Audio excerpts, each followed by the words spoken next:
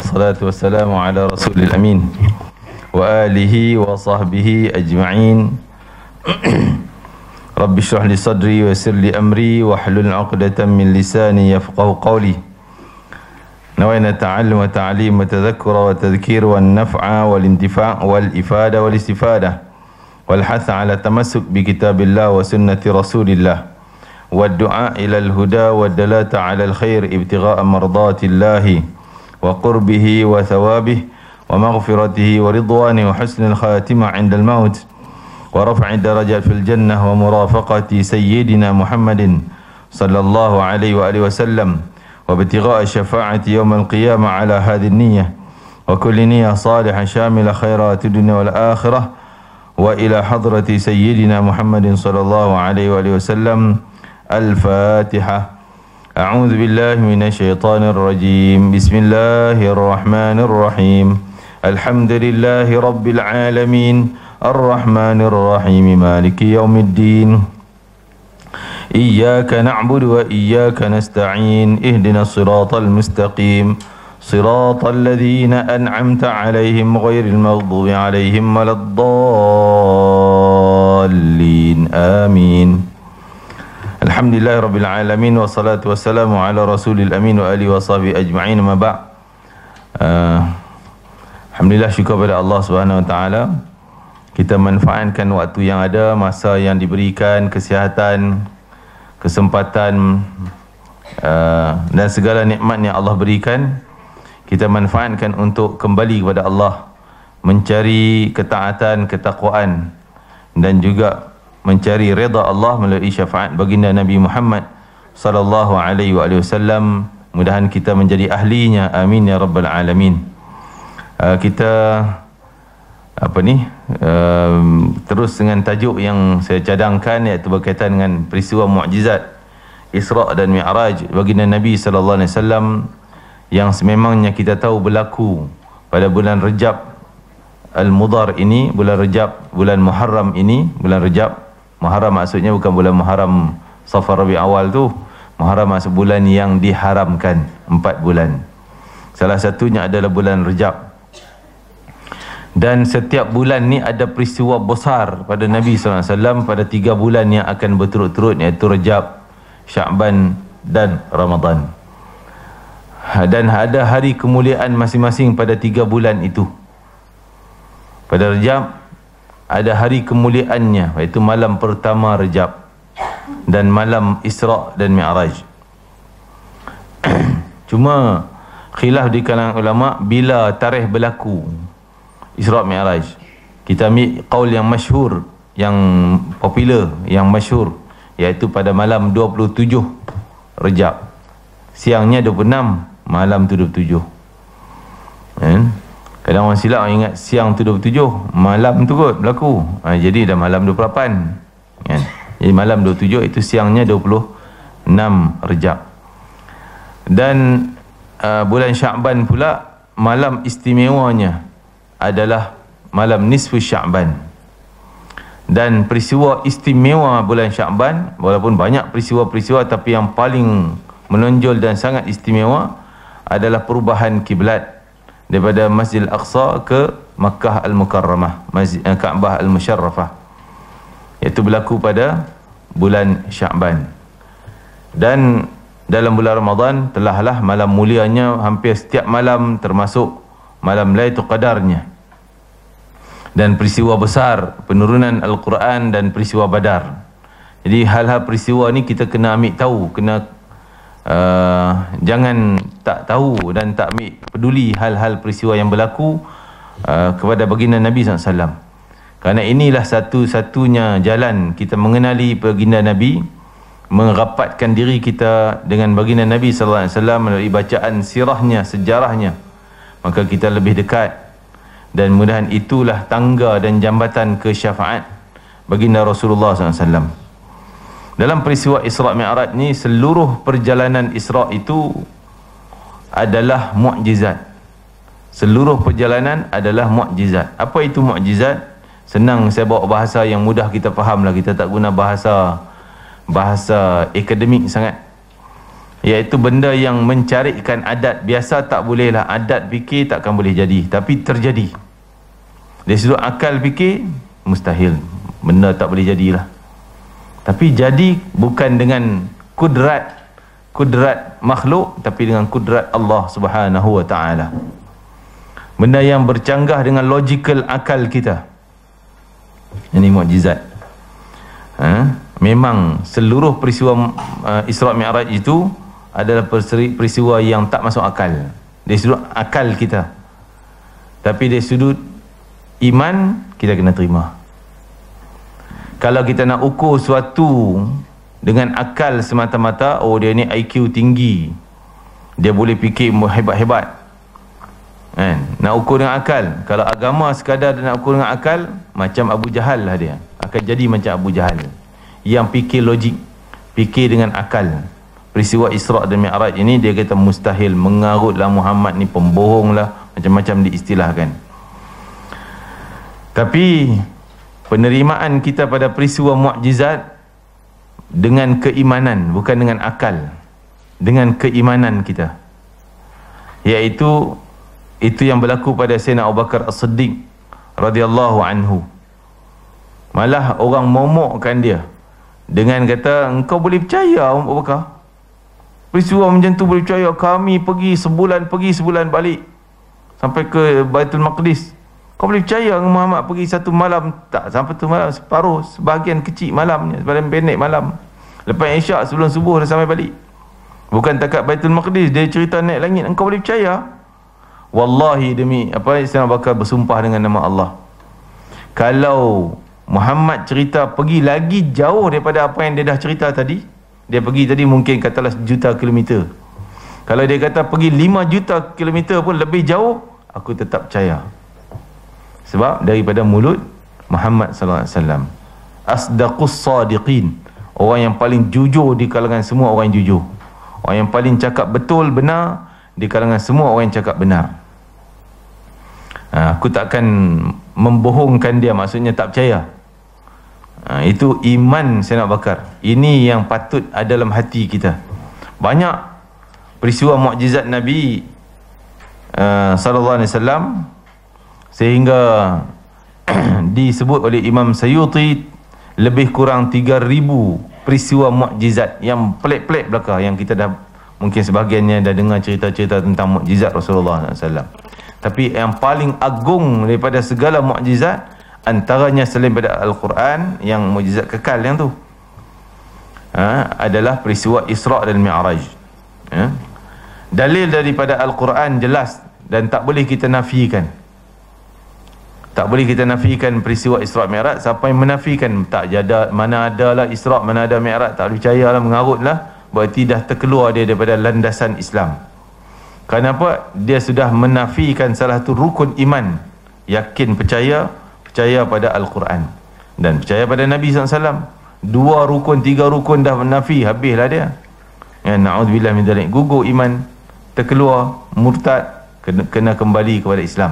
Kecuali dia bukan tolak, tapi dia tak tahu, baru dengar, ya ke, macam tak percaya, dia belum, itu lain lah.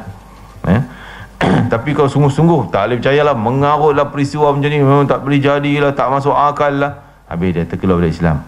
Dalil daripada Al-Quran Isra', iaitu kita tahulah surah Al-Isra', Subhanalladzi asra bi'abdihi laylan minal masjidil haram ilal masjidil aqsa. Allah mulakan dengan maha suci, Tuhan yang menjalankan. Berarti Isra' tu bukan kuasa Nabi Muhammad. Isra' tu bukan dengan power Buraq tu, bukan dengan power Jibril, bukan dengan kuasa mana-mana makhluk, tapi Subhanalladzi asra, dia yang jalankan, Allah, kuasa Allah. Mustahil pada akal kita yang kecil lah, tapi pada kemampuan Allah tak mustahil. Takkan mustahil pada kemampuan Allah yang boleh buat lebih hebat daripada tu, dengan kun fayakun. Okey, kita yakin dalil daripada Isra' dah sabit, dah nyata, dah jelas dalam Al-Quran. Cerita daripada Baitul Masjidil Haram ke Al-Aqsa. Daripada ayat ni dikeluarkan hukum yang selalu saya sebut dalam kursus haji, berkaitan dengan ganjaran pahala 100,000 yang disebut oleh Nabi SAW bukan hanya dalam masjid, tapi keseluruhan tanah haram Mekah. Dalilnya dijadikan ayat tadi, iaitu Isra' Mi'raj ni. Isra' ni permulaan Isra' perjalanan malam yang daratan punya, daripada Masjid Haram dengan Masjid Al-Aqsa. Itu panggil Isra' Mi'raj, daripada Aqsa naik ke langit. Jadi mula Isra' ni daripada rumah Ummu Hani. Ini yang paling popular riwayat, walaupun ada kata di dekat Hijr Ismail permulaan Nabi mula Isra', tapi tak, permulaan Nabi mula adalah daripada rumah Ummu Hani. Rumah Ummu Hani ni babysitter dia yang jaga dia masa kecil. Dia dulu hamba kepada Abu Talib, sehingga dia yang jaga Nabi daripada kecil, ngasuh Nabi. Maka Nabi selalu duduk tidur rumah dia, memanja dengan dia. Maksudnya tidur-tidur, datang makan dan sebagainya. Malam tu lepas Isyak baring tidur di situ. Bila datang berlaku peristiwa Isra' dan Mi'raj ni, bermula situ. Tapi Allah sebut bermula daripada Masjidil Haram. Waktu tu rumah Ummu Hani tak termasuk dalam kawasan Masjid Haram. Rumah Ummu Hani luar. Tapi sekarang ni dah pembesaran kan, jadi tapak tu dah termasuk dah. Jadi mula daripada luar masjid, tapi Allah sebut daripada Masjidil Haram. Ini menunjukkan bahawa hukum, fadilat, ganjaran yang disebutkan tadi bukan hanya masjid, tapi keseluruhan tanah haram. Kerana Ummu Hani rumah dia di luar masjid, Allah sebut macam masjid, jadi hukum yang sama. 100 gandaan 100,000 tu. Tapi bukan disebut i'tikafnya. I'tikaf mestilah masjid saja. Okey. Yang Allah Ta'ala sebut barakna haulahu, diberkati sekelilingnya. Kenapa? Allah nak tunjuk keagungan, tanda kebesaran Allah. Peristiwa Isra' adalah kebesaran Allah Ta'ala. Di samping Allah nak tunjuk kemuliaan baginda Nabi SAW. Okey, peristiwa Mi'raj pula, naik ke langit. Ada tak dalil daripada Al-Quran? Jelas. Dalam surah An-Najmi, panjanglah, daripada ayat 1 sampai boleh dijadikan dalil sampai ayat 18, semua kisah naik ke langit Isra' al-Mi'raj. Wan najmi idza hawa ma dhalla sahibukum wa ma ghawa wa ma yantiqu 'anil hawa, sampailah wa huwa bil ufuqil a'la thumma dana fatadalla fakana qaba qausaini aw adna. Itu dalil daripada surah An-Najmi tentang peristiwa Mi'raj. Juga kita tak boleh nafikan. Cuma perjalanan Isra' Mi'raj ini, kita tengok banyak peristiwa yang Allah bentangkan kepada Nabi sallallahu alaihi wasallam. Antara peristiwa yang telah berlaku dan peristiwa yang bakal berlaku dalam masa terdekat, dan peristiwa yang bakal berlaku setelah kewafatan, yakni azab neraka lah, macam mana syurganya dan sebagainya. Jadi yang telah berlaku tu kan, yang akan berlaku zaman Nabi, dekat dengan zaman Nabi, antaranya tempat singgahan Nabi. Ada 4 tempat Nabi transit ataupun singgah sekejap, singgahan dalam perjalanan Mi'raj, Isra', perjalanan Isra' Mekah ke Baitul Maqdis. Tempat perjalanan 4 persinggahan Nabi SAW. Iaitu yang pertama di Taibah, disebut oleh Jibril Taibah. Tapi di mana tu? Madinah lah. Akhirnya diberi nama Madinah, dan dulunya nama asal Yathrib. Dan sehingga sampai tempat di Madinah, di Taibah, Jibril kata ni Taibah. Mulanya Jibril berhenti, suruh Buraq berhenti, dan minta baginda Rasulullah SAW turun sembahyang 2 rakaat situ. Sembahyang 2 rakaat, tak disebut 2 rakaat itu sembahyang subuh ke, tak, sembahyang sunat. Dari sudut ni kita boleh mengiktibar, kita pergi tempat-tempat yang mulia. Contoh tapak masjid, walaupun tapak masjid dah tak ada bangunan dah, ni kita ingat ni tapak ni masjid dulu, tapi sekarang dah roboh, tak ada apa dah, boleh sembahyang, ambil barakahnya untuk mulakan buat sembahyang di situ kan. Atau kita pergi mana-mana masjid singgah kan, sembahyang 2 rakaat, ambil barakah dan sunnah yang Nabi tunjuk. Jibril suruh turun sembahyang 2 rakaat di sini. Nabi pun tak tanya ni tempat apa, buat apa nak sembahyang, apa faedahnya, apa kelebihan, nonek. Kalau kita macam-macam soalan, punya songeh kita ni kan, mentara nak dapat 2 rakaat tu tanyanya macam dah 100 rakaat, punya panjang soalan. Nak buat 2 rakaat je, Nabi tak turun sembahyang. Ya, turun sembahyang. Akhirnya dah selesai, baru Nabi tanya, atadri aina sallaita? Jibril yang tanya, kau tahu tak tempat kau sembahyang tu apa, di mana tempat ni? La, tak tahu. Nabi Jibril kata, sallaita bi Taibah, engkau sembahyang di Taibah. Disebut Taibah, makna Taibah ni bumi yang baik, tempat yang baik. Nama Taibah tu, tempat yang baik. Wa ilaihil muhajarah, ni tempat engkau akan hijrah nanti, akan datang, kau akan sampai hijrah sini. Dia tunjuk poin siap dah sini kan. Itu tempat yang pertama. Dan yang kedua persinggahannya iaitu di kota Madian, ataupun kita ambil dulu Tur Saina, persinggahan yang kedua. Sebab kita jumpa Tur Saina dulu. Turi Sinin dalam watin wa zaitun wa Turi Sinin. Turi Sinin tu Tur Saina itulah. Sebagian sebut Sina, Saina, itulah bahasanya. Ni kita Kuala Lumpur, ada orang kata Kuala Lumpur. Sebutan tu sebutan. Benda tu juga, tempat tu lah juga. Tur Saina ataupun Tur Sina, Tur Sinai pun ada. Kita Melayu sebut Semenanjung Sinai. Di situ ada satu bukit, gunung. Tempat kisah Nabi Musa munajat di atas tu. Kisah Nabi Musa munajat, dan dapatnya kitab Taurat dari situ. Dan Nabi Musa minta nak tengok Allah. Allah bagi ujian, test. Kalau kau lulus ni, aku bagi tengok. Tak lulus, tak boleh tengok. Tesnya apa? Didatangkan tajalli, cahaya yang terang benderang sampai Nabi Musa pengsan.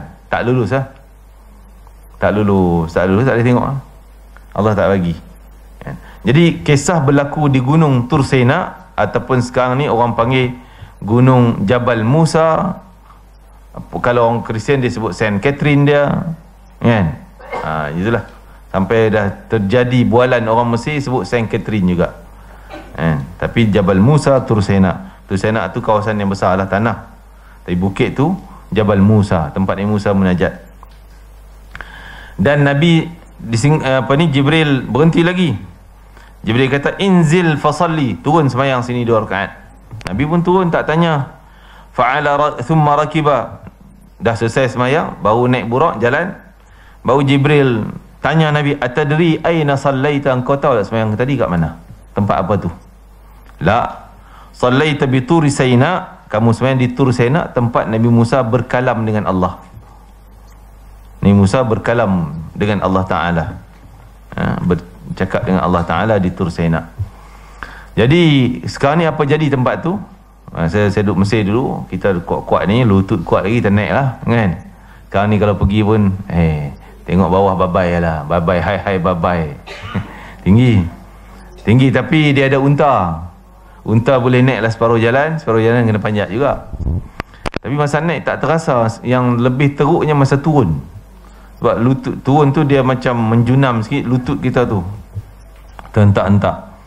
Atas tu ada 3 tempat, maksudnya satu lubang Nabi Musa, tempat Nabi Musa munajat, dia korek lebih kurang macam liang kubur tu, kita boleh masuk sembahyang dalam tu.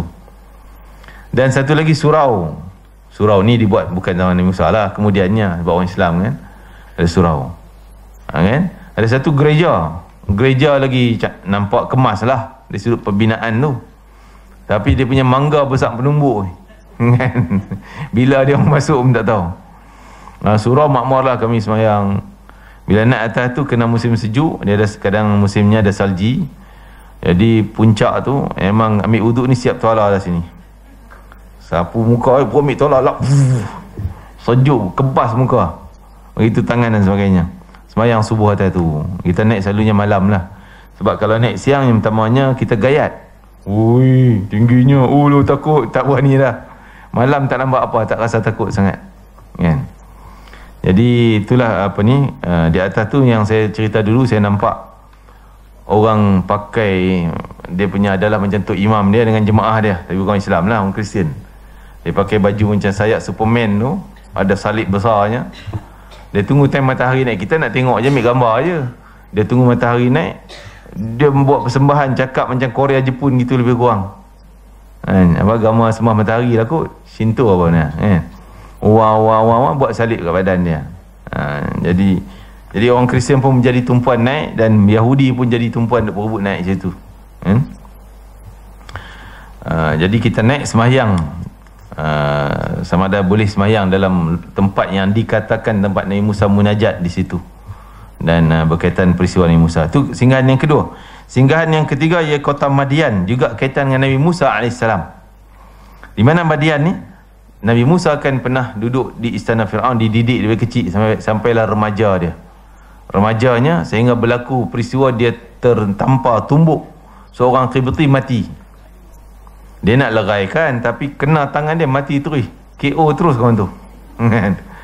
Jadi Fir'aun hantar polis suruh pergi cari Musa, tangkap bunuh orang dalam istana tu yang beriman dengan Nabi Musa AS.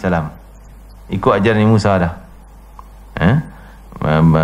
Dia keluar cerita, Musa kau lari cepat keluar daripada Mesir, jangan duduk sini. Fir'aun dah kerah, tentera dia cari engkau nak bunuh. Nabi Musa pun dengar dan terus keluar, lari dari situ, pergi ke kota Madian yang sekarang ni dalam di Jordan. Kota Madian ni dalam Jordan lah sekarang ni. Jadi sampai situ pun Jibril sampai di situ, kisah yang dia jumpa Nabi Musa berteduh, tak tahu nak gimana, nampak dua anak dara bawa kambing minum kan, dalam Quran cerita tu. Anak Nabi Syuaib anak dara tu, dia tolong bagi minum kambing, balik Nabi Syuaib kahwinkan dengan Safura. Itu tempat dia duduk tu, berteduh termenung kat situ. Tempat tu lah yang Jibril suruh turun semayang lagi, berhenti semayang situ. Nabi pun turun semayang 2 rakaat. Qala sallaita bi Madian 'inda syajarati Musa. Engkau tahu kau semayang kat mana? Tak tahu. Semayang tadi di tempat pokok tempat singgahan Nabi Musa berteduh semenjak dia lari daripada Mesir. Dia duduk termenung kat situ, tak tahu nak ke mana. Sehingga di situ tempat permulaan hidup Nabi Musa, kejayaan Nabi Musa bermula di situ. Kerana bertemu dengan dua anak dara tadi, balik jumpaan Nabi Syuaib. Nabi Syuaib bagi tongkat begini, lepas tu turun wahyu, dan dia terus perjalanan balik kepada Mesir sehingga dakwah dan sebagainya. 3. Yang keempat, tempat singgahan yang keempat, juga Jibril suruh turun semayang. Selesai semayang, naik burak semula nak menuju perjalanan. Jibril tanya, atadri aina sallaita, di mana kau semayang tadi, kau tahu tak? La, tak tahu. Qala sallaita bi bait lahmin, kau semayang di Bait Laham. Bait Laham, nama sekarang ni orang Inggeris sebut Bait Laham, Baitul Laham, di Palestin. Tempat lahirnya Nabi Isa AS. Maryam kan lari daripada Baitul Maqdis, tempat dia duduk, sehingga tengok-tengok dia mengandung. Cerita dalam bilik Baitul Maqdis tu. Kalau Baitul Maqdis ni, sebab dia masih kekalkan tempat-tempat sejarah, kita pergi tengok, kita cerita tu seronok, pasal nampak ni bilik Maryam dulu, ini tempat dia lahir, ini sekian, seronok. Ni Madinah pergi nampak apa? Nampak marble tile dinding semua, dah bangunan asal tak ada dah. Di Palestin dia masih kekalkan. Jadi kita pergi bilik Maryam, turun daripada Masjid Aqsa, turun ke bawah Masjid Marwan kan, tingkat bawah tu, sampai ke dalam ujung tu baru ada satu bilik Maryam, tempat Nabi Zakaria kurung Maryam situ. Tapi dia mengandung, maka dia sakit tu keluar pergi, orang halau dia, kutuk dia macam-macam, orang kata dia berzina lah, pelacur lah, na'udzubillah. Dia pergi ke satu pokok menyandar yang Allah suruh dia goncang pokok tu, keluar buah rutab, musim sejuk. Ni karamah Maryam. Maryam tak dikata mukjizat lah, sebab dia bukan Nabi. Mukjizat hanya pada Nabi Rasul. Karamah dia, pokok kurma ni nak keluar kena panasnya 40 degree ke atas, musim panas, baru dia boleh masak. Tapi ni keluar rutab, masak tu musim sejuk, boleh petik makan. Ni kuasa Allah Ta'ala kan? Maka di situlah dibina gereja, orang Kristian buat. Jadi kita boleh masuk, dia benar kan? Yang saya punya pengalaman ni, masuk tempat Nabi, tempat Yahudi kontrol, maksudnya Maqam Nabi Daud, tu kawasan Yahudi. Nak masuk kawasan Yahudi kena tutup kepala, tak apa lagi kita pakai kopiah, ada yang pakai cap semua, topi, boleh masuk, tak ada masalah lah. Yang tak bawa, bila tak bawa, dia sedia punya kopiah Yahudi kecil tu, kan? Nak pakai tak pakai, nak pakai tak pakai, fikir 10 kali. Dia tanya, ustaz boleh pakai? Boleh. Ni bukan kira masuk agama Yahudi, ni pakai je. Kita pun tapi jangan ambil gambar tau. Ambil gambar balik kan kena balik batu kita. Ingat kita orang Yahudi lah. Letak lah tadi ni kecil ni, boleh ambil balik. Ada orang ambil balik buat kenangan kata. Ya. Tapi masuk pula Kristian, gereja tadi tak boleh pula pakai ni, kena buka semua. Dia suruh buka, kan? Tak tahulah apa kau, dia kata semua kena buka kepala. Masuk tu. Tapi masa kami masuk tu ramai sangat, masa tak cukup, tengok lebih jauh ya, tak pergi sampai dekat. Itu Beit Laham tersebut, tempat Nabi semayang 2 rakaat di situ. Dicerita itu Beit Laham tempat kelahiran Nabi Isa AS. Dan walaupun ada satu riwayat lagi Nabi singgah satu tempat lagi yang kelima, iaitu maqam Nabi Musa AS. Maqam Nabi Musa AS yang Nabi sendiri cerita, kalau kamu ada kat situ, aku cerita kat mana tempatnya, fi Kathibil Ahmar. Kathibil Ahmar ni batu-batu kecil kemerah-merahan. Batu, kata apa, batu kerikil merah-merah, kan? Kemerahan. Dia memang kawasan tu pasir, kita masuk tengah, tak ada perumahan. Tak tahu perumahan kot dulu ada, tu dah disodok oleh orang Yahudi, tak tahulah. Yang ada bangunan masjid tu je. Ada maqam Nabi Musa di situ. Cuma bagi orang Kristian, orang Kristian ke Yahudi, orang Kristian ke Yahudi gitulah. Dia buat, dia kata maqam Nabi Musa bukan itu, tu orang Islam punya, tak betul. Dia punya di Jordan. Di tempat di Jordan, kita tak pergilah sana. Dan kita yakin situ sebab dah jadi sejarah semenjak awal Baitul Maqdis, semenjak zaman setelah Rasulullah wafat lah. Kebanyakan, saya tak ingat bermula dari tahun bila, kebanyakan mereka kalau nak pergi ke Mekah buat haji, dia akan singgah situ dulu, ziarah Nabi Musa dulu. Dah jadi sepakatlah orang ulama yakin itulah maqam Nabi Musa. Kita pun pergi ziarah situ. Boleh ziarah dan boleh semayang. Kita boleh semayang di situ. Jadi di situ Nabi pun turun semayang 2 rakaat. Dan dikatakan Nabi nampak Nabi Musa sedang semayang. Kan? Jadi itu peristiwa-peristiwa mukjizat dan tempat-tempat yang ada kaitan. Tempat lawatan Nabi SAW dan perjalanan. Dan peristiwa yang berlaku dalam Isra' ni banyak lagi, antaranya kemuliaan wanita yang Allah tonjolkan dalam peristiwa Isra', iaitu Sayyidatina Masyitah radhiyallahu anha. Kisahnya sangat luar biasa, kan? Dengan Fir'aun. Zaman Fir'aun, dia ni tukang Masyitah, sama ada nama dia Masyitah ataupun jawatan tukang sisir, itu Masyitah. Masyat ni sikat rambut, tukang sikat Masyitah, dia perempuan. Mungkin tu khilaf ulama, mungkin nama dia itu, mungkin tak tahu nama dia apa, tapi dipanggil jawatan. Macam kita panggil tukang sapu, tak tahu nama apa, kan? Macam Bilal lah, Bilal kan, sehingga jadi, walaupun dia jadi jawatannya. Jadi begitulah Masyitah.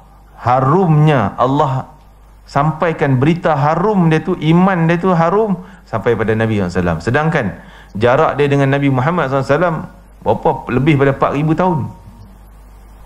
Nak ikut tak ada kubur, tak ada apa dah, hancur lebur habis lah, kan? Biasanya macam tu. Tapi tak, Allah jaga kerana dia melihara iman. Walaupun zaman dia jaga iman tu hanya berapa minit, berapa pendek je, kan? Masa dia bukanlah ratus tahun, bukan masa yang panjang. Tapi dia jaga iman dia tu hanya masa yang sedikit. Bocor rahsia dia beriman dengan Musa, sebab dia sebut bismillah. Dia mengaku Allah Tuhan dia, bukan Fir'aun. Maka dipaksa tak lama, beberapa hari setelah tu dia dipaksa, so keluar, so sujud pada Fir'aun. Dia tak nak. Maka ditanggap semua ahli keluarga dia. Bila tengok anak lah, anak kecil, baby, kena seksa, kena goreng dengan minyak panas depan mata, biasanya akan luluh ibu, kan? Sangguplah buat apa pun nak selamatkan anak. So keluar Islam, tak jadi sanggup orang biasanya, kan? Tapi Masyitah tak peduli pun. Ditolak anak dia seorang, 2 orang anak, 3 yang dia dukung. Jatuh, sujud kat aku, tak nak. 2 jatuh, tak nak. Suami ditolak masuk, tak nak. Kan? Kukuhnya keimanan yang ada, Allah abadikan. Wangi harumnya itu sampai. Kita apa nak takut? Maksudnya ialah ujian memang berat. Selagi ujian berat, hadiahnya pun besar. Dan wanginya akan sampai pada Allah walaupun tak ada siapa tahu. Kita jaga iman kita, jaga sungguh amal kita, tak ada siapa tahu. Tak payah nak cerita ke orang, tak payah nak tunjuk dalam Facebook dan sebagainya, aku buat ni, aku buat tu. Niat untuk dakwah lain lah, kan? Nak menunjuk-nunjuk, tak ada faedah pun. Maka harum wanginya itu sampai pada Nabi. Nabi kagum, wangi dari mana Jibril? Kubur Masyidah, siapa Masyidah? Sekian-sekian diceritakan. Sehingga dia sendiri nak terjun, Allah tunjuk karamah yang ada pada Masyidah, kemuliaan dia, sebab dia bukan Nabi. Nak terjun dalam tu, orang nak tolak, dia tak payah tolak, takut sentuh dia perempuan. Lelaki, petugas nak tolak, tak payah, aku terjun sendiri. Kan? Maka ketika nak terjun, teragak ni, baby duduk dukung ni kecil, teragak. Nak macam mana, nak ghostan balik ke nak terjun? Baby tu yang bercakap. Yang baru lahir, ketika umur takkan boleh bercakap, Allah izinkan dia bercakap. Yang Nabi sebut dalam satu riwayat 4 orang, walaupun dalam riwayat lain sebut 7 orang yang boleh bercakap, baby boleh bercakap. Nabi Isa, Masyidah punya anak, Juraij punya anak, dan Nabi Musa, Nabi Yusuf, anak Nabi Yusuf. Bukan anak Nabi Yusuf, tapi tajuknya kita senang kata anak Nabi Yusuf, bukan anak kelahiran dia, dia tak ada anak pun. Jadi yang sebutnya bahawa Masyidah tadi, anak dia bercakap, teruslah langkah sana syurga kejayaan, terus terjun. Cuma dia minta satu mintaannya, dia tak minta tolong selamatkan aku, bagi aku makan ke, bagi aku happy ke, tak. Dia minta tolong kubur dia, maksudnya dia biar dalam kubur ditanam, jangan campak tulang macam tu je, tanam. Fir'aun kata tak kisah, dekat tu boleh buat. Supaya dia sujud, dia tak sujud. Akhirnya wangi itu sampai berita pada baginda Rasulullah SAW. Mulianya wanita yang tegas dalam penjagaan iman, hebat, Masya Allah. Sehingga dia syahid, dan juga ahli keluarga semua syahid depan mata dia. Itulah kecintaan yang tebal pada Nabi Musa, ajaran Nabi Musa, dan sehingga dia tak terkesan pun dengan ugutan tadi ni, hebat. Itu disebutnya. Dan satu peristiwa lagi disebutkan gangguan Jibril, gangguan jin Ifrit. Ketika Nabi dalam perjalanan Isra, idh ra'a ifritan minal jinni, ketika dalam perjalanan Buraq tersebut, Nabi ternampak api yang menyala, ikut Nabi. Nabi laju, dia pun ikut juga, mengejar Nabi sambil membawa obor api. Setiap kali Nabi menoleh ke belakang, maka baginda dapat melihat api itu ada lagi, duk ikut follow Nabi. Maka Jibril AS berkata kepada baginda Nabi SAW, maukah kamu saya ajarkan kepada kamu doa ni, supaya kau baca doa, dia tak akan boleh ikut dah, terpelanting dia, terbakar dia, kan? Ni doa ni saya ada dalam WhatsApp. Siapa nak, bolehlah saya tolong kongsikan. Siapa yang nak, hantarlah WhatsApp saya, doa elok jadi bacaan kita setiap hari. Mudah-mudahan kita juga terpelihara daripada jin Ifrit, jin jahat, segala syaitan lah, maksudnya adik-beradik dia juga, syaitan dan sebagainya. Maka diajarkan pada Nabi, a'udzu biwajhillahil karim wa bi kalimatillahi tammatil lati la yujawizuhunna barrun wala fajirun min syarri ma yanzilu minas sama'i wa min syarri ma ya'ruju fiha wa min syarri ma dhara'a fil ardi wa min syarri ma yakhruju minha. Saya baca satu, tolong ikut. A'udzu biwajhillah al-karim wa bi kalimatillahi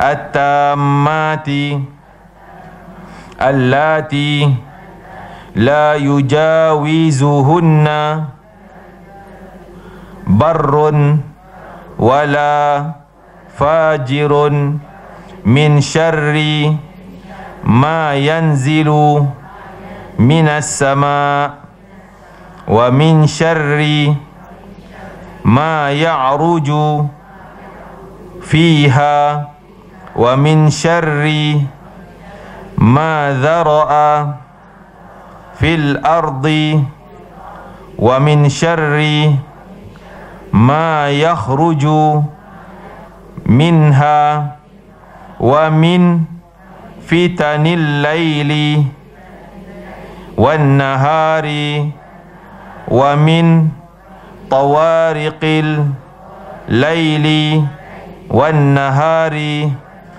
illa tariqan yatruqu bi khairin ya Rahman. Bila Nabi ikut bacaan Jibril doa tadi, fankabbala fihi wa tafi'at syu'latuhu, maka terus ajarkan dan terbakar, maksudnya dia terpelanting daripada ikutan Nabi, dia tak boleh ikut dah, terhalang, jatuh tersungkur dia. Doa dia ada, dia baca makna dia ni. Aku berlindung dengan zat Allah yang maha mulia dan dengan kalimat Allah yang maha sempurna, yang tidak mampu menandingi kalimat itu oleh orang yang baik maupun orang yang jahat. Aku berlindung dari kejahatan yang turun dari langit dan dari kejahatan yang naik kepada langit. Aku berlindung dari apa saja kejahatan yang ada dalam perut bumi dan kejahatan yang keluar daripada perut bumi, dan daripada segala fitnah yang ada pada waktu malam dan ada pada waktu siang, dan daripada kejahatan-kejahatan yang muncul di waktu malam dan juga di waktu siang, melainkan sesuatu yang datang membawa kebaikan. Wahai zat yang maha pemurah ya Rahman.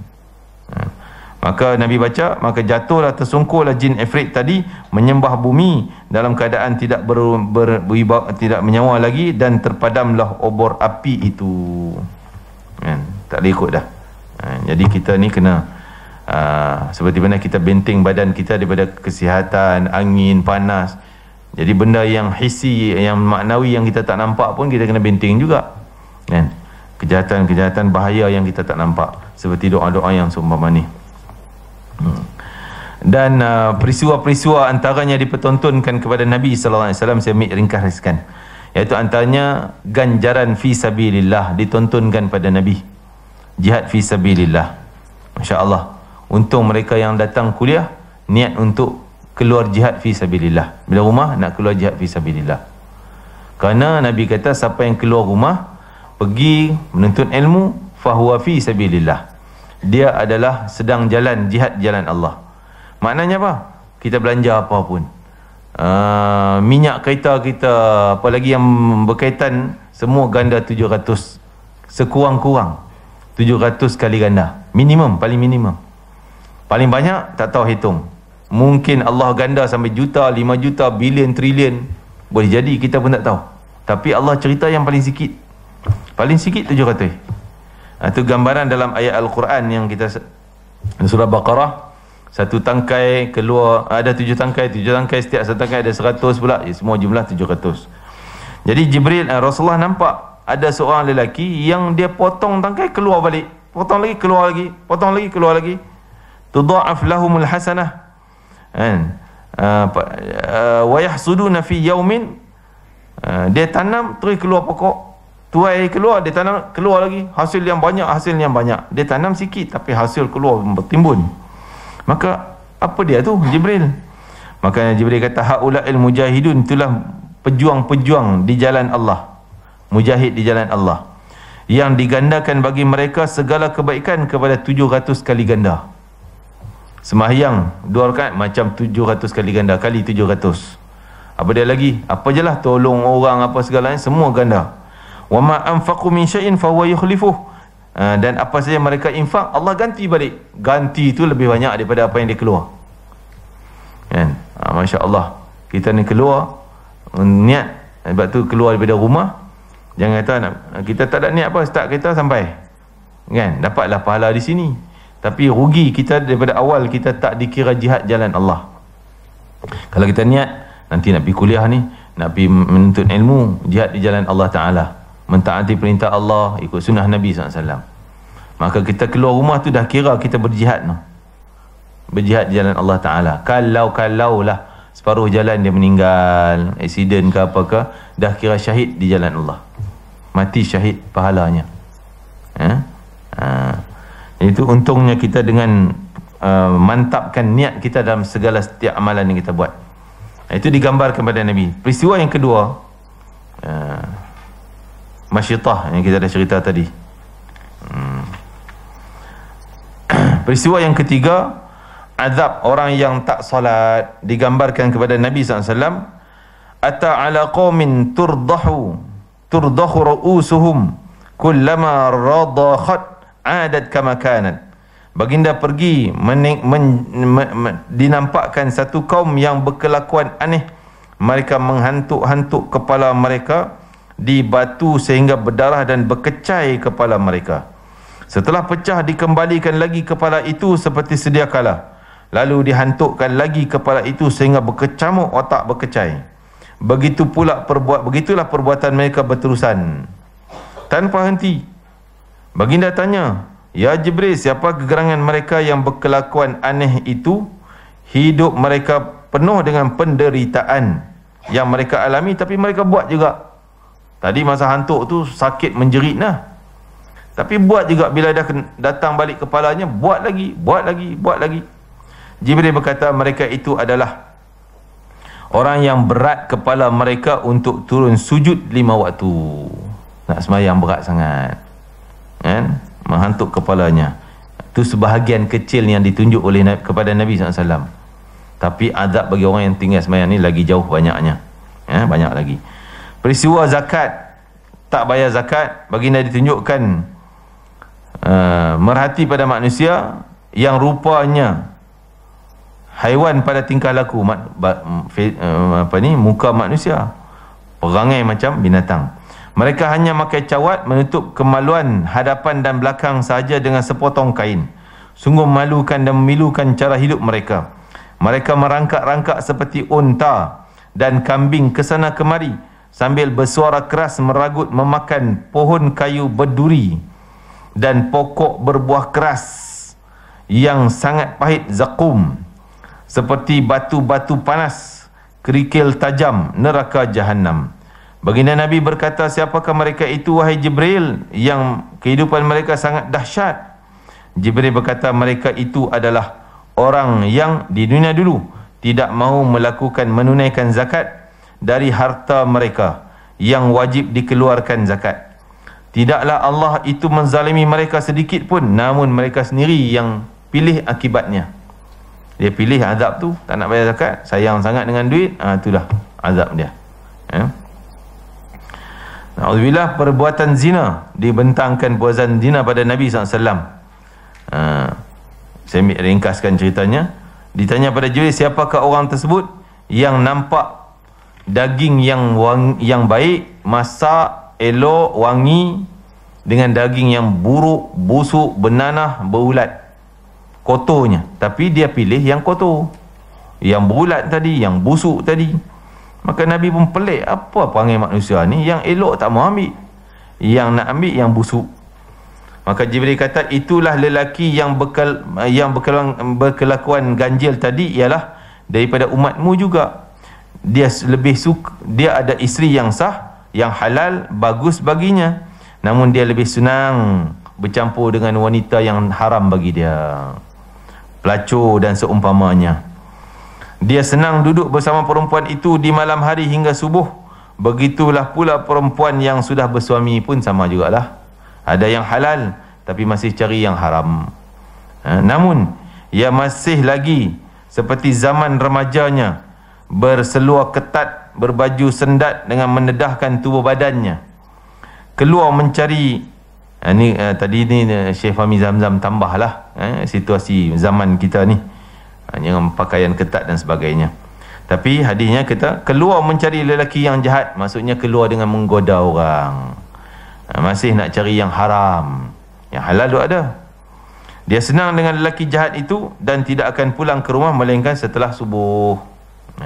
Na'udzubillah min dzalik. Peristiwa yang keenam, menghalang jalan dakwah. Ata ala khashabatin 'ala tariq. Nabi jalan melintasi satu kawasan yang ada sebatang kayu yang merintangi jalan. Apa saja pakaian dan barang lainnya yang melintasi di hadapannya, maka pastilah akan dirosakkan oleh kayu tersebut. Masuk kayu dua halang tu kan, lalu memang akan rosakkan badan dia, pakaiannya. Baginda bertanya, apakah contoh ni contoh apa ni? Jibril kata, ini adalah satu contoh pekerjaan engkau yang akan hadapi dan umatmu yang akan hadapi, iaitu semua pekerjaan yang baik akan ada penghalang dia, ada kacau dia, kan? Pekerjaan hina satu kumpulan daripada kalangan umatmu yang ada kuasa halang jalan dakwah, halang jalan baik, yang suka menghalangi orang ramai dari mengikuti kebenaran, dari memahami fakta yang sebenar. Jibril membaca ayat Al-Quran, wala taq'udu bikulli siratin tu'iduna wa tasudduna an sabilillah, dan janganlah kamu duduk di tepi jalan, di setiap jalan laluan orang ramai yang pekerjaan kamu itu hanyalah menakut-nakutkan orang dan menghalangi mereka dari mengikuti jalan agama Allah yang benar. Ni hukum kita duduk melepak tepi jalan, tempat laluan. Memang Nabi asalnya larang, jangan duduk tempat laluan orang ni, orang nak lalu lalang. Para sahabat kata, ya Rasulullah, kami ni nak jumpa kawan-kawan, tak ada tempat lain. Rumah bukanlah rumah banglo, nak sembang lah rumah, kan? Ni nak jumpa kawan, duduk kat sini lah. Izinkan kami duduk ya Rasulullah. Rasul kata boleh, tapi dengan syarat tunai hak jalan. Hak jalan? Apa hak jalan ya Rasulullah? Kalau orang lalu, bagi salam, jawab salam atau bagi salam, kan? Tundukkan pandanganmu daripada terdedah aurat, dan jangan mengeluarkan perkataan yang mengganggu orang yang lalu. Duk ngorat lah, kan? Wit kan, lalu mai duk wit. Kawan tu dah Allah sugar nak lalu orang lelaki yang tu. Tu berdosa. Kalau sehingga orang rasa tak tenang nak lalu, orang yang akibat tu terlibat dengan dosa besar. Itu ni hak jalan. Dan satu lagi Nabi suruh amar ma'ruf nahi mungkar. Bukan duduk saja sembang. Ada ma'ruf, okey kita sokong. Ada mungkar, kita sebut-sebut nasihat supaya dia terhalang daripada perkara tersebut. Ini dalam ayat Al-Quran juga menyebut demikian. Akan ada pengacau-pengacau ni menghalang jalan baik. Maka kita nak datang kuliah, biasalah kadang pengacau daripada luaran, pengacau daripada dalaman. Mungkin dalaman syaitan yang duk bisik, malas nak pergi, kan, dan sebagainya. Itu contohnya lah. Sebenarnya peristiwa azab orang yang makan riba, baginda melihat seorang lelaki berenang dalam sungai darah, mulutnya disumbat dengan batu. Sampai tebing, kena sumbat lagi batu, kena sumbat lagi batu. Baginda tanya peristiwa apa itu? Disebutnya bahawa ini adalah bandingan seksaan bagi orang yang suka makan riba, mengambil harta orang tanpa hak, maksud tanpa jalan yang betul. Pengkhianat amanah. Baginda Nabi SAW mendatangi seorang lelaki yang mengumpul seberkas kayu bakar. Mik tanggul letak atas bau dia jalan, jumpa kayu lagi besar lagi. Duk ada dah besar duk atas ni, satu ikat dah, nampak kayu besar lagi, ambil timbun lagi. Dah 2 timbunan. Ada lagi depan tu yang besar, ambil lengguk atas kepala dia lagi. Duk asyik timbun. Walaupun dah merangkak dah, tak boleh jalan dah, ambil lagi letak, ambil lagi, tanggung lagi. Jibril bagi tahu, ini adalah lelaki yang tamak. Laki, maksud disebut laki ni bahasa Arab, dia beza laki perempuan, kan? Maksudnya manusia semua, tak kira laki perempuan pun. Daripada umatmu yang menjadi pemimpin, pemegang amanah, berebut nak pegang amanah, nak pegang jawatan tu, nak pegang jawatan ni. Dah ni pun tak apa jalan elok, nak pegang yang tu pula tak apa cantik, ambil lagi. Kan? Pegang amanah rakyat, bangsa dan umat. Ia tidak mampu menunaikan tanggungjawab memikul amanah tersebut, namun dia selalu nak lagi memikul tanggungjawab yang lain. Na'udzubillah. Itu yang Nabi sebut, innaha la khasarah wa innaha la nadamah wal khasarah. Atau kama qala alaihi salatu wasalam, Nabi nasihat pada Abu Dhar. Abu Dhar Al-Ghifari ni, dia pemimpin di sebelum Islam, pemimpin kampung. Orang hormat dia, memang dia lanun pun, kampung dia tu kebanyakan lanun asalnya sebelum Islam. Lalu kena rompak, sampai orang takut Abu Dhar. Kampung dia Bani Ghifar ni, orang tak berani lalu senang-senang, kan? Kena ada pengawal semualah, kan? Dan macam ada duit upah tu, kalau lalu sekat je kita bagi je lah, supaya dia buka jalan, kita tak payah rompak lah, bagi siap dia, kan? Duit apa tu, kalau gangster, wang perlindungan, kan? Wang perlindungan. Ada tol lah. Tol sensitif pula lagi kan. Jadi kena bayar itu. Jadi Abu Dhar tadi nak cerita dia asalnya lanun kan. Maka dia dah ada tokoh kepimpinan masyarakat. Dia minta dengan Nabi, tolonglah bagi aku jawatan apa yang aku boleh buat. Nabi bagi nasihat kat dia, tahu tak engkau, pegang jawatan ni menyebabkan menyesal banyak dan menyebabkan kerugian yang banyak kan. Kalau engkau diberi tanpa minta-minta, Allah tolong engkau. Kalau engkau duk tamak minta-minta, lobby, yang ni membebankan engkau, menanggung dosa nanti. Maka Nabi tak bagi dia jawatan-jawatan seperti yang minta. Dia pun tak nak lah bila dengar nasihatnya tu kan. Ini nak sebutnya bahawa begitulah kehidupan kita ni. Kadang kita ada rasa kita berebut dunia. Memang kita berebut dunia, nak itu, nak ni, kena lobby diri nak jawatan kan. Tapi kalau diberi amanah, alhamdulillah kita tak nak sangat, tapi orang suruh, orang bagi amanah, terimalah. Itu peluang dakwah, peluang pahala kita kan. Peristiwa seterusnya iaitu tadi apa dia, yang ke-9 tajuk ni, yang ke-9, malangnya nasib penyebar fitnah kan? Baginda mendatangi satu kaum yang menggunting lidah dan bibir mereka dengan gunting besi. Setiap kali setelah gunting, tumbuh semula lidah bibir, lalu digunting lagi, begitu terus menerus. Jibril menafsirkan, mereka adalah penyebar fitnah, para pemidato umatmu yang bercakap sesuatu yang mereka tak laksanakan. Untuk sebar, na'udzubillah min dzalik, dan kita selamat daripada benda ni. Dulu sebar dengan lidah, nak pergi sana cakap. Kita sekarang duk diam, lidah kunci, tapi tak.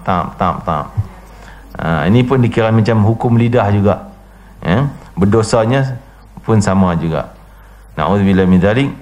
Jangan kita terlibat dengan hal-hal yang kita tak pasti, tak tahu. Kadang-kadang dalam bentuk gurau-gurau pun hati-hati, jangan main. Termasuk kita dah bagi tahu dulu tentang kadang kita prank kan, prank ni dalam Islam tak boleh. Bila timbul perkara prank yang bagi dia happy, tak apalah. Tiba-tiba kita bagi hadiah birthday, okey lah kan. Ni bagi takut buat hantu kat dia kan. Buat macam pencuri perompak, tiba-tiba kami prank. Ini haram dalam Islam. Nabi larang. Ada satu ketika zaman sahabat ambil kawan tu bertongkat. Jadi bila duduk, tongkat letak, sahabat belakang tarik, cari tongkat dia, curi tongkat lah, sembunyi kan. Nabi nampak. Nabi kata, jangan kamu mengambil tongkat saudaramu ataupun barang saudaramu, sama ada sungguh-sungguh ambil jadi curi ataupun mazahan, gurau-gurau kan. Siapa yang ambil, letak balik tempat tu, pulangkan balik, minta maaf dengan dia kan. Jadi kan terkejut kan, alamak, mana tongkat aku ni, kunci kereta, kita tak, mana kunci, alamak, kunci mana, menggelabah dia, sirap darah kata, alamak, kereta hilang kan. Jadi benda ni kita prank, dosa, na'udzubillah min dzalik. Boleh rebah kawan tu kan. Jadi tak boleh. April Fool, benda tu memang bukan daripada Islam. Kita duk tiru apa. Rasulullah larang benda tersebut. Nabi suruh pulang balik. Kita kasut letak cantik datang tu, tapi sebelah aja tinggal, sebelah kita mana. Jenuh orang tua tu nak pergi cari kan. Ni benda-benda kecil, tapi zaman dulu kita tak tahu macam-macam buat kan. Zaman sekolah dulu tak pakai payung, duduk aduh sembunyi buku latihan lah apa semua kan. Kita pun terlibat lah tu kan, ustaz dia pun terlibat juga. Zaman kita tak tahu kan, budak-budak. Alhamdulillah Allah bagi ilmu pada kita supaya kita hindarkan benda-benda fitnah ni, termasuk dosa. Dan budaya prank ni kita kena cakap. Sebab dah mula nak buat birthday, buat prank, bagi macam curi lah, rompak lah, bagi takut hantu lah kan. Benda-benda ni dah mula masuk, orang dah mula tiru. Budaya Malaysia kita dah mula buat benda tu walaupun yang tersebarnya daripada tempat lain. Peristiwa ke-10 yang terakhir kita ambil sini, golongan pengumpat dan pencela, bercakap angkuh dan sebagainya, banyaklah peristiwa. Antaranya saya ambil terjemahan Jibril alaihissalam bila melihat seorang lelaki, dia mencakar dengan kuku tajam besinya, cakar muka dia sampai keluar daging-daging, darah berlumuran. Allah tumbuhkan balik daging, dia cakar lagi. Jibril berkata, mereka itulah yang makan daging manusia dan menjatuhkan maruah orang lain, malukan orang, menghina orang lain dan sebagainya. Maksudnya bercakap angkuh sombong. Jibril dilihatkan depan Nabi sebuah lubang yang kecil, dan lubang itu keluar seekor lembu jantan yang besar. Lembu itu berusaha untuk masuk kembali lubang kecil yang dia keluar tadi. Keluar boleh, nak masuk boleh tak boleh? Tak boleh masuk dah, memang tak boleh masuk. Maka baginda tanya, Jibril kata, inilah seorang lelaki daripada umatmu yang suka bercakap sombong, besarkan diri dia, aku hebat, aku begini. Perkara yang tidak berfaedah untuk dirinya, membesarkan diri dia, tak faedah pun. Jadi maksudnya membesarkan diri, macam kita sebut takabur. Takabur ni ada benda faedah, ada yang banyak yang tak faedah. Mana faedah takabur? Al-kibru 'alal kibri sadaqah, atau kama qala alaihi salatu wasalam. Tunjuk sombong depan orang sombong itu sedekah. Dia main lagak gaya tu, apa ustaz kan, nak tunjuk sombong. Kita pun apa tak ingat, aku pun mak kilau juga tau kan. Ya kau tak berani dia nak tundukkan dia punya. Jadi nampak kita punya gaya sombong, sedekah pahala.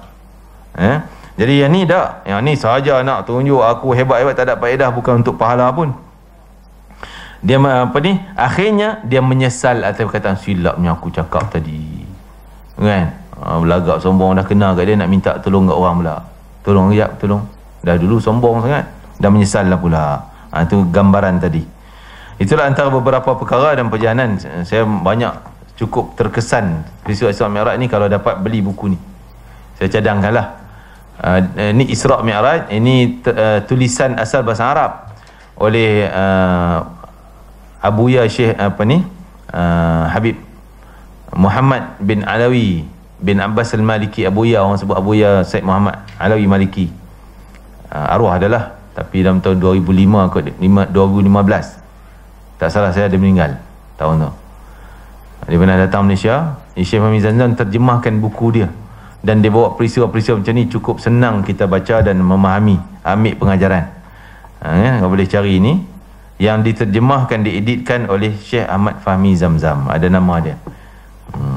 Jadi yang terakhir saya nak bawa cerita sebelum kita nak berpisah, peristiwa mukjizat ni dah ceritanya sampai ke Masjidil Aqsa, semahyang yang digambarkan, semahyang dengan semua para Nabi datang semahyang jadi makmum pada Nabi. Macam mana dia, betul ke ni dia boleh hidup? Nabi-Nabi semua 124,000 datang semahyang jadi makmum pada Nabi Muhammad. Isyarat pada bahawa Nabi ini adalah ketua, sayyid, pemimpin bagi semua para Nabi Rasul. Jadi datang ramai macam tu, adakah dalam bentuk roh ataupun dengan jasad? Jasad ni macam kita manusia hidup ni lah, macam kita berkumpul ni kan. Ataupun roh orang lain tak boleh nampak. Jadi ulama bahas, kalau dalam roh, kumpul dalam roh ni tak mukjizat lah, benda biasa. Kita pun kadang berkumpul dengan roh. Contoh kita mimpi jumpa orang tu, jumpa kawan-kawan lama kan, tu roh kita terbang pi. Jadi orang semua tak ada istimewa pada Nabi Muhammad kalau berkumpul dengan para Nabi dalam sudut roh sahaja. Maksudnya istimewa untuk Nabi Muhammad berkumpul tu roh dan jasad. Mana boleh, dia orang dah mati, dia macam hidup balik. Perkara nak hidup balik ni kun fayakun ya, bagi Allah Ta'ala. Peristiwa Nabi Isa menghidupkan 4 orang yang dah mati, perkara mukjizat dia. Nabi Musa 70 orang yang nak dikadirkan naik Jabal Musa tadi ni, bawa nak munajat, 70 orang tu mati kena kilat, kena petir cahaya tadi, mati semua. Allah sebut dalam Quran mati, bukan sebut pingsan, mati. Tapi Nabi Musa doa, ya Allah, kalau kau mati ni habislah, tak ada orang baik-baik ni je orang baik-baik. Maka Allah hidupkan balik dia orang. Peristiwa Bani Israel, sebahagian kata 7,000 orang mati kerana lari daripada ta'un. Dalam Quran ni, cerita dalam Quran.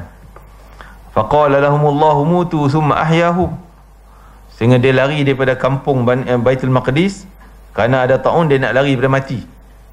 Berkumpul rehat di satu tu, Allah mendatangkan mati semua serentak, mati semua. Setelah beberapa puluh tahun datang Nabi Hizqil, nama dia tak sebut dalam tafsir, baru sebut dalam Quran, tak ada Hizqil tu, tapi kisah tu kisah Nabi Hizqil.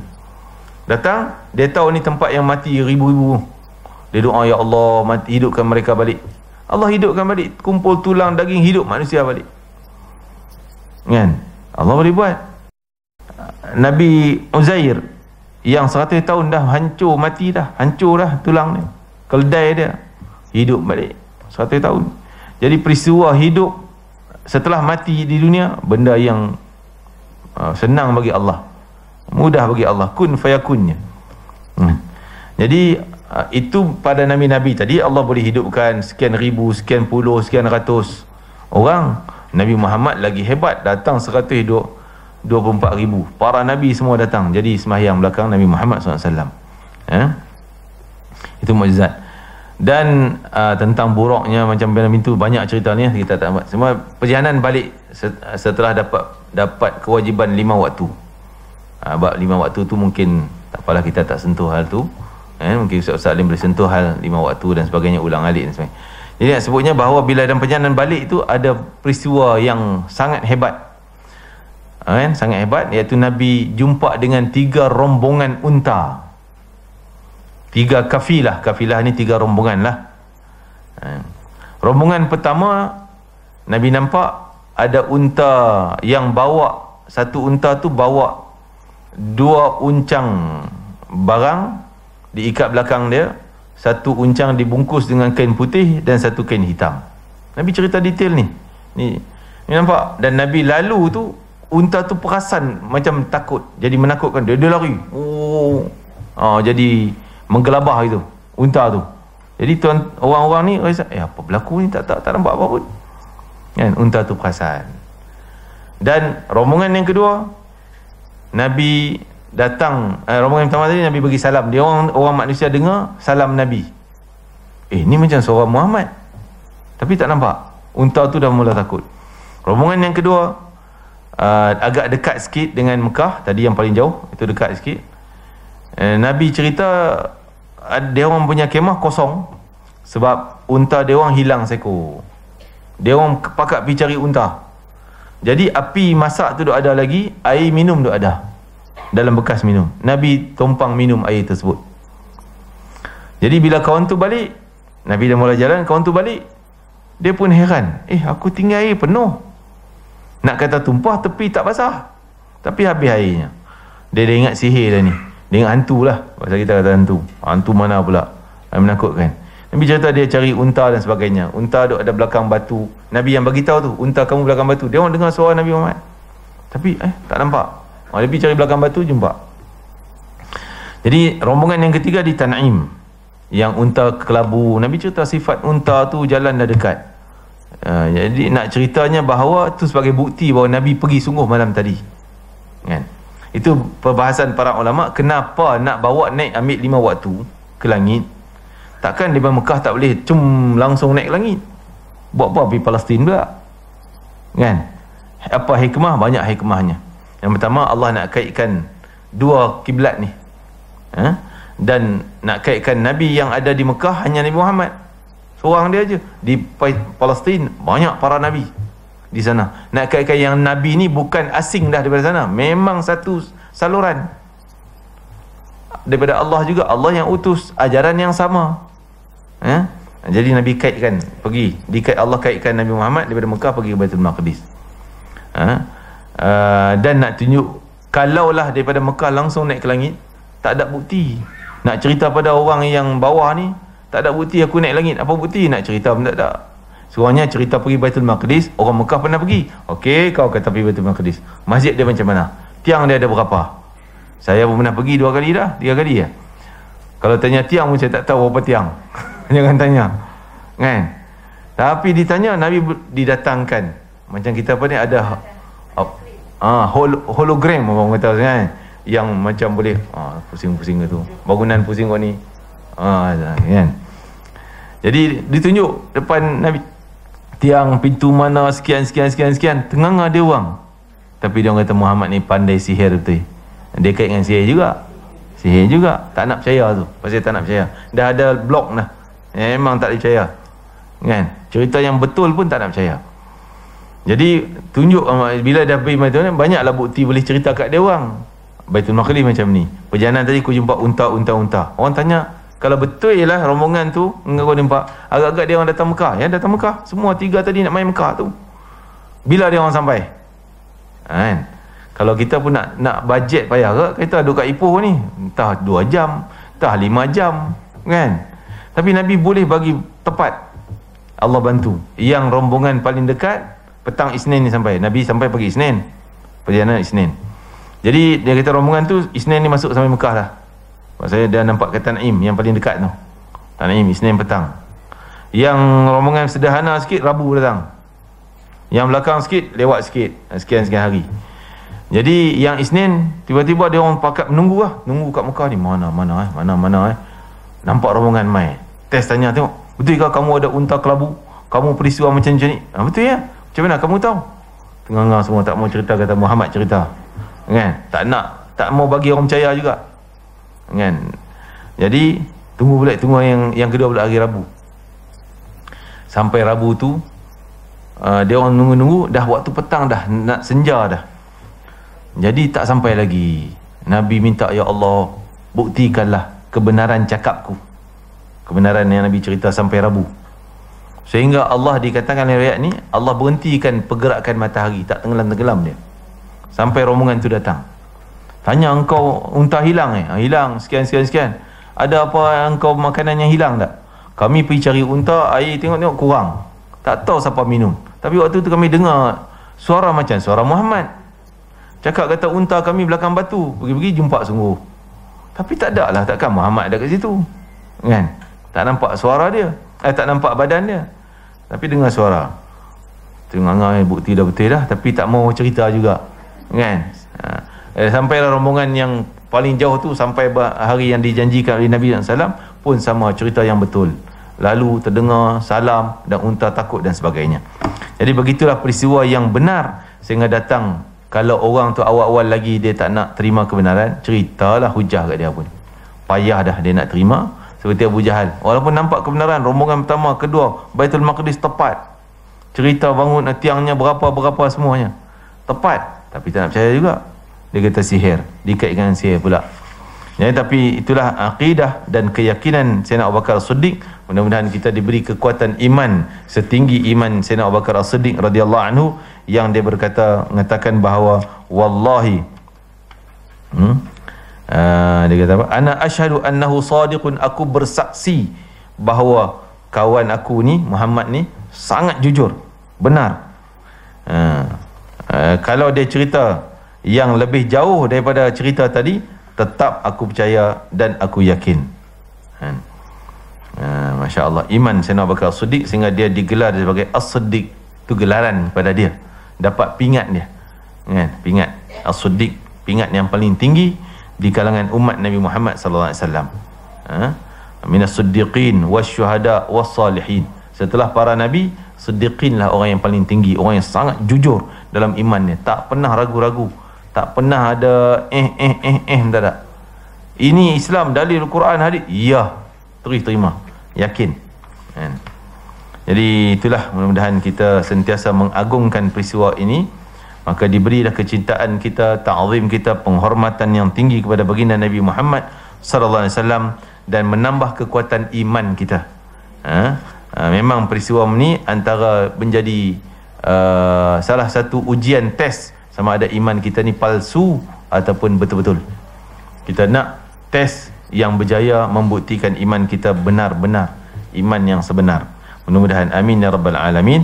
Jadi saya cadangkanlah nak baca detail buku ringkas Syekh Fahmi Zamzam ni, kan, khazanah terbitan ni Khazanah Banjariyah adalah Isra Mi'raj, karangan ataupun diedit, diterjemahkan oleh Syekh Ahmad Fahmi Zamzam rahimahullah ta'ala.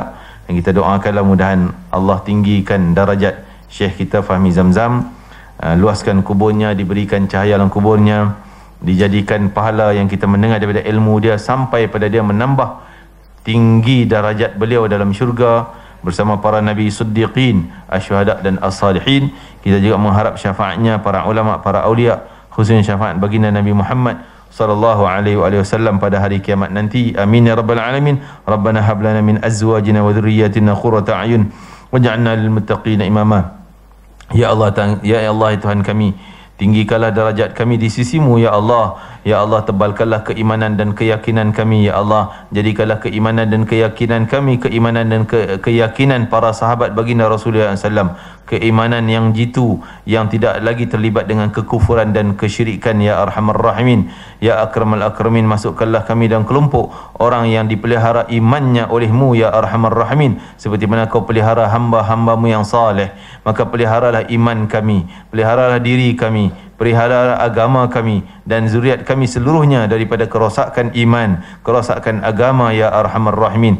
Rabbana atina fid dunya hasanah fil akhirati hasanah qina adzabannar. Seperti mana doa para salihin, para ulama, kami juga mendoakan dengan doa mereka untuk kebaikan kami dunia dan akhirat. Rabbana atina fid dunya hasanah fil akhirati hasanah wa qina adzabannar.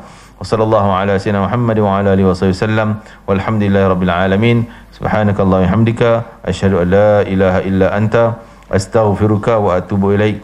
Bismillahirrahmanirrahim. Wal 'asri innal insana lafi khusrin illa alladhina amanu wa 'amilus solihat wa tawassaw bil haqqi wa tawassaw bis sabr. Taqabbalallahu minkum innakum taqabbal ya karim. Assalamualaikum warahmatullahi wabarakatuh.